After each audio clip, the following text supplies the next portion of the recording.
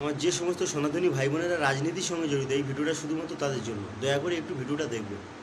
আমার একটা বন্ধু আছে, তার নাম রাহুল, মুর্শিদাবাদে বাড়ি। আমরা ভিনার একসঙ্গে কাজ করতাম, সেইভাবে পরিচিত। তো ও হচ্ছে মমতা ব্যানার্জির বিশাল বড় ভক্ত। আমরা যেখানে মানিব্যাগে ঠাকুর দেবতার ছবি রাখি, ওর মানিব্যাগ হচ্ছে মমতা ব্যানার্জির ছবি, এখনও আছে। তো ওকে আজকে আমি ফোন করলাম, আমি বলি কী খবর, তোদের ওখানে প্রচুর অশান্তি হচ্ছে। বলছি ভাই বলিস না, আমরা গ্রামের লোক, আমার পরিবার সবাই আমরা একটা স্কুলে আশ্রয় নিয়েছি। বলি কেন? বলছি ওয়াকা বিল শুধুমাত্র একটা ইস্যু। ও মানে বলতে বলতে কেঁদে ফেলে দিয়েছে। বলছে ওয়াকা বিল শুধুমাত্র একটা ইস্যু। ওদের লক্ষ্য, জিহাদিদের লক্ষ্য হিন্দুদের শূন্য করা, হিন্দুদের ঘরবাড়ি লুট করা, হিন্দুদের মা বোনকে অত্যাচার করা।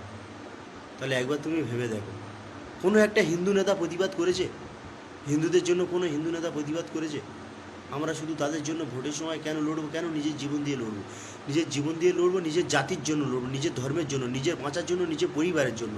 বাংলাদেশ থেকে পালিয়ে তুমি পশ্চিমবঙ্গে এসে পশ্চিমবঙ্গতে পালিয়ে কোথায় যাবে? লড়াই না করতে পারলে কোনো জায়গায় তোমার ঠাঁই নেই। তাই সমস্ত রাজনীতির মায়াজাল থেকে বেরিয়ে নিজেদের লড়াই নিজেরা করো। সামনে বীরের মতো যুদ্ধ করো, পালিয়ে নয়। পালিয়ে তুমি বাঁচতে পারবে না।